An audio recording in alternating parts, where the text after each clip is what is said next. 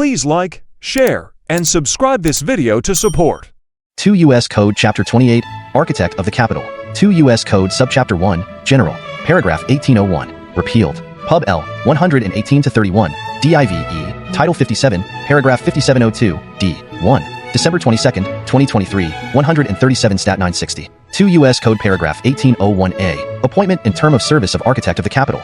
A. Appointment. The Architect of the Capitol shall be appointed, without regard to political affiliation and solely on the basis of fitness to perform the duties of the office, upon a majority vote of a Congressional Commission, referred to in this section as the Commission, consisting of the Speaker of the House of Representatives, the Majority Leader of the Senate, the Minority Leaders of the House of Representatives and Senate, the Chair and Ranking Minority Member of the Committee on Appropriations of the House of Representatives, the Chairman and Ranking Minority Member of the Committee on Appropriations of the Senate, the Chair and Ranking Minority Member of the Committee on House Administration of the House of Representatives, and the Chairman and Ranking Minority Member of the Committee on Rules and Administration of the Senate.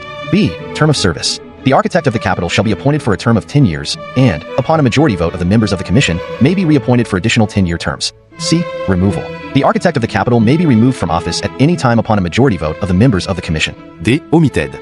E. Effective date. This section, and the amendments made by this section, shall apply with respect to appointments made on or after December 22, 2023. 2 U.S. Code Paragraph 1802, Compensation. The compensation of the Architect of the Capitol shall be at an annual rate which is equal to the annual rate of basic pay for Level 2 of the Executive Schedule under Section 5313 of Title 5. 2 U.S. Code Paragraph 1803, Delegation of Authority. The Architect of the Capitol may delegate the duties and authorities of the Architect to officers and employees of the Office of the Architect of the Capitol, as the Architect determines appropriate. 2 U.S. Code Paragraph 1804, Repealed. Pub L. 118-31. DIVE. Title 57, Paragraph 5704, D. December 22, 2023, 137 Stat 962. 2 U.S. Code Paragraph 1805, Deputy Architect of the Capitol. A. Establishment of Deputy Architect of the Capitol. The Architect of the Capitol, in this section referred to as the Architect, shall appoint a suitable individual to be the Deputy Architect of the Capitol, in this section referred to as the Deputy Architect. The Architect may delegate to the Deputy Architect such duties as the Architect determines are necessary or appropriate. B. Deadline. The Architect shall appoint a Deputy Architect under subsection A, not later than 120 days after 1. The date on which the Architect is appointed under Section 1801A of this title, if there is no Deputy Architect on the date of the appointment, or 2. The date on which a vacancy arises in the office of the Deputy Architect. C. Compensation. The Deputy Architect shall be paid at an annual rate of pay to be determined by the Architect, but not to exceed $1,500, less than the annual rate of pay for the Architect. D. Failure to appoint. If the Architect does not appoint a Deputy Architect on or before the applicable date specified in subsection B, the Congressional Commission described in Section 1801A of this title shall appoint the Deputy Architect by a majority vote of the members of the Commission. E. Notification. If the position of Deputy Architect becomes vacant, the Architect shall immediately notify the members of the Congressional Commission described in Section 1801A of this title. 2 U.S. Code Paragraph 1805A. Deputy Architect of the Capitol to serve as acting in case of absence, disability, or vacancy. A. In general. The Deputy Architect of the Capitol, in this section referred to as the Deputy Architect, shall act as Architect of the Capitol, in this section referred to as the Architect, if the Architect is absent or disabled, or there is no Architect. B. Absence, disability, or vacancy in office of Deputy Architect. For purposes of subsection A, if the Deputy Architect is also absent or disabled, or there is no Deputy Architect, the Congressional Commission described in Section 1801A of this title shall designate, by a majority vote of the members of the Commission, an individual to serve as acting Architect until 1. The end of the absence or disability of the Architect or the Deputy Architect, or 2. In the case of vacancies in both positions, an Architect has been appointed under Section 1801A of this title. C. Authority. An officer serving as acting Architect under subsection A or B shall perform all the duties and exercise all the authorities of the Architect, including the authority to delegate the duties and authorities of the Architect in accordance with Section 1803 of this title. 2 U.S. Code Paragraph 1806, Repealed. Pub L. 110-437, Title 2, Paragraph 202, E. 2. October 20th, 2008, 122 Stat 4987. 2 U.S. Code Paragraph 1807, Repealed. Pub L. 110-437, Title 2, Paragraph 204, B. 2. October 20th, 2008, 122 Stat 4988. 2 U.S. Code Paragraph 1808. Inspector General of the Architect of the Capitol. A. Short title.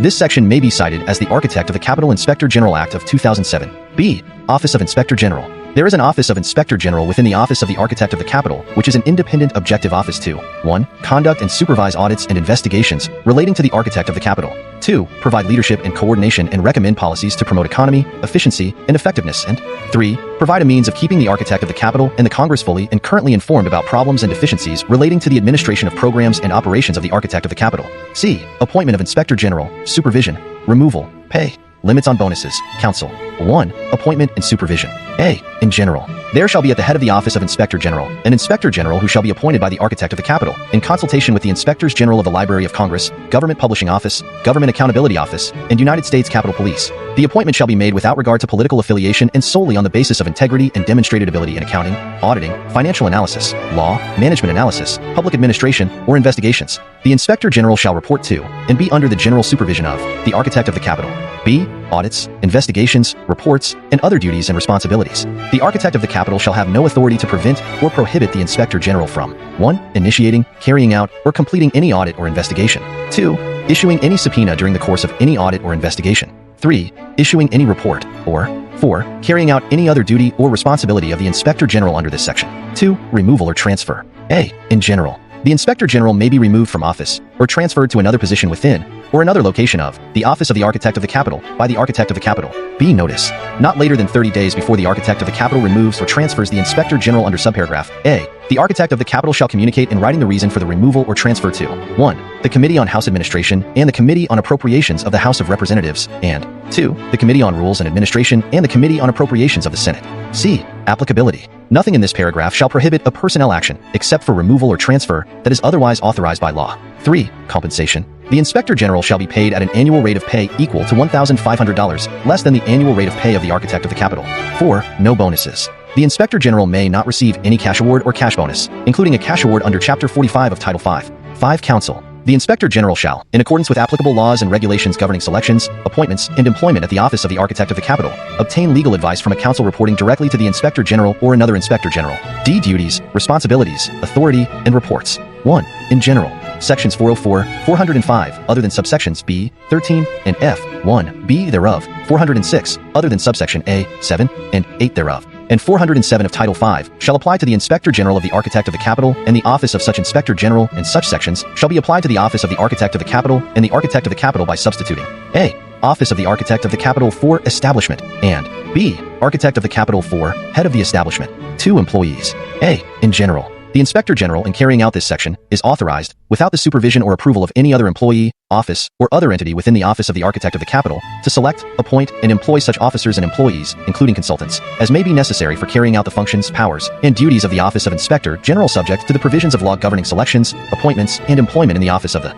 Architect of the Capitol. B. Security and suitability. Appointments under the authority under subparagraph A shall be made consistent with personnel security and suitability requirements. C. Consultants. Any appointment of a consultant under the authority under subparagraph A shall be made consistent with Section 6A, 8 of the Inspector General Act of 1978, 5 U.S.C. App. 1. 3. Law enforcement authority. A. In general, subject to subparagraph B, any supervisory special agent under the Inspector General and any special agent supervised by such a supervisory special agent is authorized to 1. Make an arrest without a warrant while engaged in official duties as authorized under this section or any other statute for any offense against the United States committed in the presence of such supervisory special agent, or for any felony cognizable under the laws of the United States if such supervisory special agent or special agent has reasonable grounds to believe that the person to be arrested has committed or is committing such felony. 2. Seek and execute warrants for arrest, search of a premises, or seizure of evidence issued under the authority of the United States upon probable cause to believe that a violation has been committed, and 3. Carry a firearm while engaged in official duties as authorized under this section or any other statute.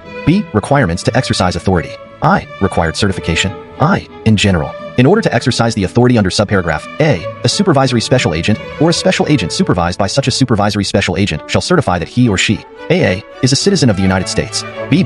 has successfully completed a basic law enforcement training program or military or other equivalent, and C. is not prohibited from receiving a firearm under federal law, including under Section 922, G. 9 of Title 18, because of a conviction of a misdemeanor crime of domestic violence. 2. Additional requirements. After providing notice to the appropriate committees of Congress, the Inspector General may add requirements to the certification required under subclause 1, as determined appropriate by the Inspector General. 2. Maintenance of requirements. The Inspector General shall maintain firearms-related requirements, including quarterly firearms qualifications and use of force training requirements that, except to the extent the Inspector General determines necessary to effectively carry out the duties of the Office of the Inspector General, are in accordance with the Council of the Inspectors General on Integrity and Efficiency Use of Force policies, which incorporate Department of Justice guidelines. 3. Eligibility determination. 1. In general, the Inspector General shall A. Determine whether an individual meets the requirements under this paragraph, and B. Revoke any authority granted to an individual under subparagraph A if the individual is not in compliance with the requirements of this paragraph. 2. Reauthorization. The Inspector General may reauthorize an individual to exercise the authority granted under subparagraph A if the Inspector General determines the individual has achieved compliance with the requirements under this paragraph. 3. Limitation on appeal. A revocation of the authority granted under subparagraph A shall not be subject to administrative, judicial, or other review, unless the revocation results in an adverse action. Such an adverse action may, at the election of the applicable individual, be reviewed in accordance with the otherwise applicable procedures. C. Semi-annual certification of program. 1. In general, before the first grant of authority under subparagraph A, and semi-annually thereafter as part of the report under Section 5 of the Inspector General Act of 1978, 5 U.S.C. App. 1. The Inspector General shall submit to the appropriate committees of Congress a written certification that adequate internal safeguards and management procedures exist that, except to the extent the Inspector General determines necessary, to effectively carry out the duties of the Office of the Inspector General, are in compliance with standards established by the Council of the Inspectors General on Integrity and Efficiency, which incorporate Department of Justice guidelines, to ensure proper exercise of the powers authorized under this paragraph. 2. Suspension of authority. The authority granted under this paragraph, including any grant of authority to an individual under subparagraph A, without regard to whether the individual is in compliance with subparagraph B, may be suspended by the Inspector General if the Office of Inspector General fails to comply with the reporting and review requirements under Clause 1 of this subparagraph or subparagraph D. Any suspension of authority under this clause shall be reported to the appropriate committees of Congress. D. Peer review.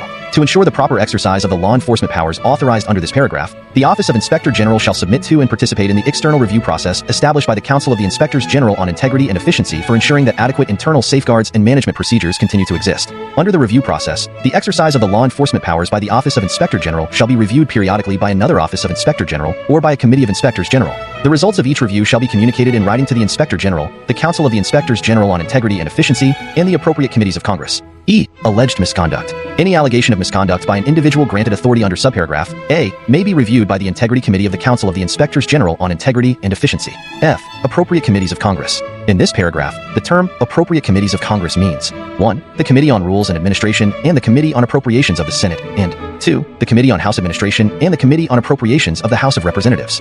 4. Budget independence. The Architect of the Capitol shall include the annual budget request of the Inspector General in the budget of the Office of the Architect of the Capitol without change. E. Transfers. All functions, personnel, and budget resources of the Office of the Inspector General of the Architect of the Capitol as an effect before the effective date of this section are transferred to the Office of Inspector General described under subsection B. F. References. References in any other federal law, executive order, rule, regulation, or delegation of authority, or any document of or relating to the Inspector General of the Architect of the Capitol shall be deemed to refer to the Inspector General as set forth under this section. G. First appointment. By the date occurring 180 days after December 26, 2007, the Architect of the Capitol shall appoint an individual to the position of Inspector General of the Architect of the Capitol described under subparagraph A of subsection C1, in accordance with that subparagraph. H. Effective date. 1. In general, except as provided under paragraph 2.